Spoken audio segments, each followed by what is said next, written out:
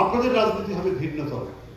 আপনাদেরকে সবাই সান্নিধ্য পাওয়ার জন্য আসবেন এবং আপনারা যে অনুষ্ঠানগুলি করবেন সেখানে মানে এদেশের জাতীয়তাবাদী শক্তির অন্যান্য যারা রয়েছেন, যারা সরাসরি সংগঠন করেন, রাজনীতি করেন, তারা আসবেন অনেকটা মনের প্রশান্তির জন্য।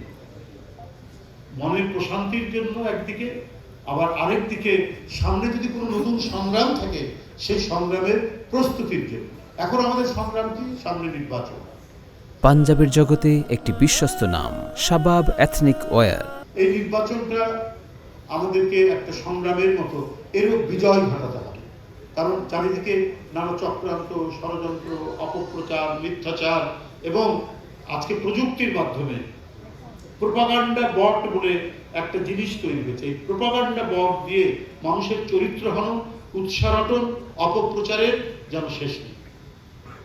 যারা গণতন্ত্রের জন্য আপসহীন সংগ্রাম করলো, যারা গুপ্ত এবং সুপ্ত হয়ে আওয়ামী লীগের বোরখার নিচে যারা থাকেনি, আওয়ামী লীগের আবরণের মধ্যে যারা থাকেনি, যারা সত্য এবং ন্যায়কে সুস্পষ্টভাবে রৌদ্রালোকের মধ্যে যারা বলেছে, তাদের বিরুদ্ধে আজকে কেন জানি মনে হচ্ছে সুপরিকল্পিতভাবে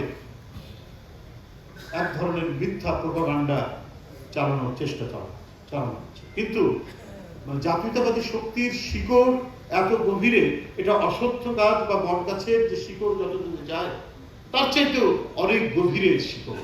এই শিকড়কে অপপ্রচার দিয়ে, মিথ্যার কোনো ঝলকানি দিয়ে এটিকে ঢেকে রাখা যাবে না, এটাকে নুইয়ে ফেলা যাবে না।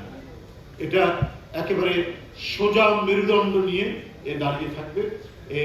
আর এই কারণে মূল দায়িত্বটা পালন করতে হবে এই সমস্ত কুৎসা অপপ্রচারের বিরুদ্ধে।